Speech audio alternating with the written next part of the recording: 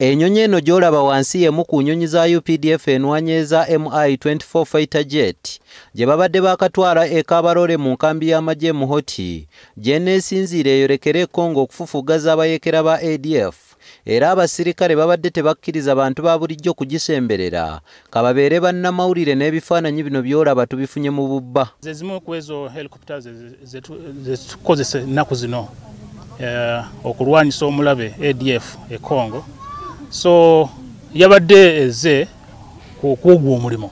Tutegeezeddwa nti ku ssaawa nga 3 ez'okumakya essuubi ly'abasirikale ku ky'okutwala ennyonyi eno e Congo likeeye bw'eremeredde omugoba waayo mu kugezaako okugibonga mu bbanga ne yeerindigula ennime y'ekigo ku nnyumba ya nnamukadde ow'emyaka 7 w'olaba epoyedde ng'enjogera y'ennaku zino bw'eri. Aba technicians batugamba nti wires ez'amasannyalaze ezo zafunyemu obuzibu helicopter ne yeesiba kwegamba nefuna ekyo ekizibu kya kugwawo wansi. Meja Peter Mugisa omwogezi w'ekibinja ky'amagye eky'omu nsozi akakasizza akabenje kano era n'ategeeza nti ttiimu yaabwe ey'abakugu okuva Entebbe etandise okunoonyereza okuzuula ekituufu ekyasudde ennyonyi eno. Ettiimu yennyini evudde Entebbe ez'okulaba kiki ekyaviiriddeko enyonyi yaffe okugwa. Namukadde ono Perusi Kabarwani agamba nti enjege eno okuba wabadde afulumyemu mu nnyumba era ennyonyi olumaze okugwira ennyumba ye puresa zimukubye ebiddiridde bamunyumiza binyumize.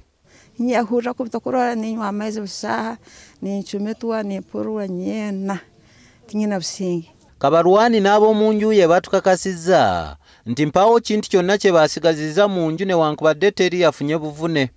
Nahaije enyonyi nevuuma omukaikuru nasarara mbalazaho omusaiza narwanisa enyonyi nija neraba inetere jokoni obwe maze kutere jokoni yeja yetera n'orusu rw'enju rwona yarumaraho. Bano bagamba nti guno mulundi gwakubiri ng'ennyonyi ebagwira nti ogwasooka teri kye baabawo bwe batyo ne basaba ku luno bawakwatirwa ekisa. Tetuyinaho okujja tetuyinaho